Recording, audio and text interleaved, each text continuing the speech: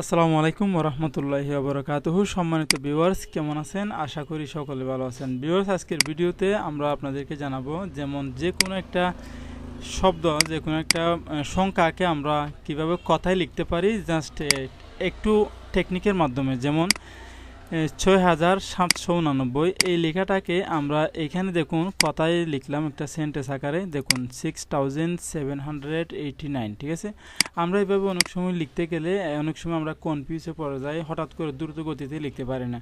যার কারণে আজকে আমরা মাইক্রোসফট ওয়ার্ডে এটা খুব সহজভাবে একেবারেই সহজ ওয়েতে আপনাদেরকে দেখাবো। সময়ত ভিউয়ার্স, আমরা এখানে এটা আপাতত আমরা কেটে দিলাম। কেটে দেওয়ার পর আমরা কিবোর্ড থেকে কন্ট্রোল চেপে ধরে F9 প্রেস করব।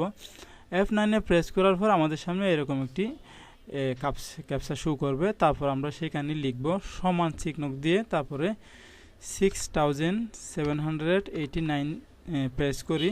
সেটা যে কোনো সংখ্যা হোক না কেন, আমি আপাতত আমার মতো করে একটা সংখ্যা দিলাম আর কি। আপনারা আপনাদের মতো করে দিতে পারবেন, কোনো সমস্যা নেই। তারপর কিবোর্ড থেকে এরকম একটি চিহ্ন বেছে আমরা এটা দেব। এটা দেওয়ার পর আমরা গুণ চিহ্ন দেব। গুণ চিহ্নটি দেওয়ার পরে আমরা নিচে লিখব card text. Card text, CARD, card TEXT, card text press করার পর আমরা কিবোর্ড থেকে কন্ট্রোল, আমরা শুধু F9 প্রেস করতে পারি, অথবা এটাকে মাউসের রাইট বাটন ক্লিক করে আমরা এখানে আপডেট ফেলতে দিতে পারি, ঠিক আছে। যদি আমরা আপডেট ফেলতে দিয়ে একটু খেয়াল করে দেখুন 6789 কত সুন্দরভাবে একেবারে গোছালোভাবে আমাদেরকে লিখে দিয়েছে।